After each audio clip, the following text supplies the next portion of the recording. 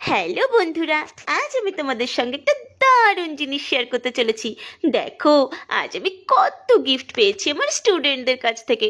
না না, আজ আমার কোনো বার্থডে ছিল না, না ছিল টিচার্স ডে। অ্যাকচুয়ালি এটা ছিল ওদের summer vacation project work, a gift of চপ্পল বলে ওদের একটা স্টোরি আছে। তো আমি ওদেরকে বলেছিলাম যে স্টোরির উপর বেস করে একটা সুন্দর চপ্পল বানিয়ে আমাকে গিফট করতে হবে। তো দেখো কি দারুণ দারুণ চপ্পল বানিয়ে ওরা আমাকে গিফট করেছে। ওয়াও, এটা দেখো কত সুন্দর একটা চপ্পল।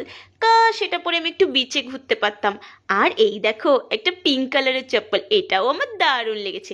এই একটা রেড অ্যান্ড ব্লু দিয়ে। ওয়াও, এটা দেখো কত কিউট ছোট্ট একটা চপ্পল।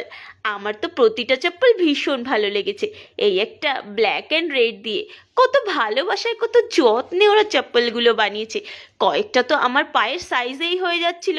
কাশ এগুলো পরে আমি একটু ঘুরে বেড়াতে পারতাম, কিন্তু ব্যাড লাক, ঘোরা তো যাবে না।